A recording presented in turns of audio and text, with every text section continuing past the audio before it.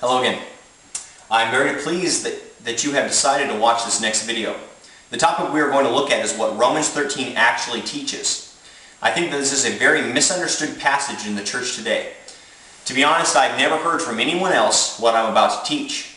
My hope and prayer is that although this is not something you have ever heard before, that you won't just write me off, but instead really study the passage and see if what I'm saying is really true. In just a moment, we're going to look in depth into the passage and take a look at a few words that are really crucial to understanding what the Apostle Paul is trying to communicate to us. Before we do that, though, I want to give you my paraphrase of what I think this passage is talking about. But first, I want to say something in regard to the word evil, which I mentioned briefly in my last video. Most Christians, when we hear the word evil, tend to think sin. But evil and sin are not synonymous. There are actually many words for sin, but it is important to recognize that although evil in this passage is mentioned, no word for sin ever is.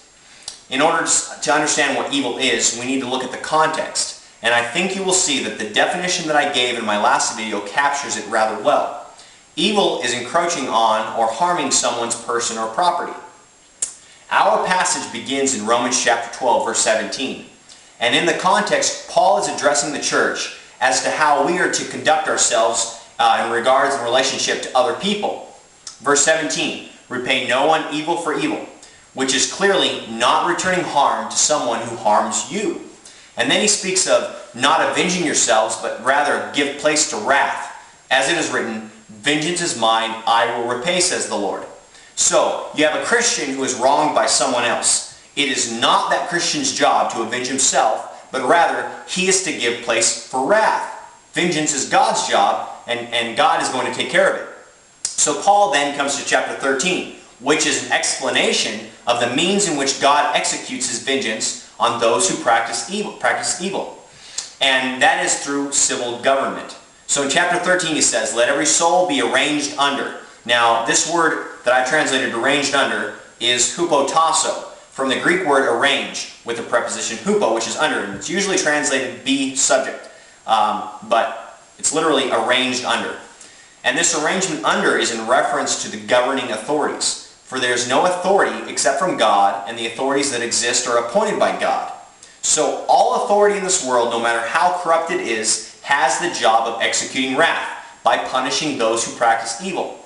Then the passage says, whoever resists the authority resists the ordinance of God. And these are two words that we need to look at, because the typical way that it is translated, it seems as though the passage is saying that if you resist the authority in any way, shape, or form, you are resisting the ordinance of God.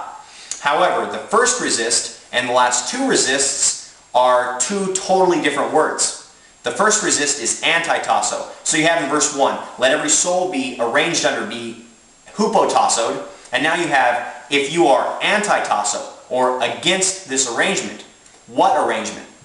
When you are harmed, you do not take vengeance yourself, but rather give place to God's means of wrath, which is civil government, no matter how corrupt it is. If you are against this arrangement, which implies that you take vengeance yourself and return evil for evil, if you do that, if you are against the arrangement, you stand against, literally, antihisteme. This is the second word resist in the sentence. You stand against the authority, the ordinance of God.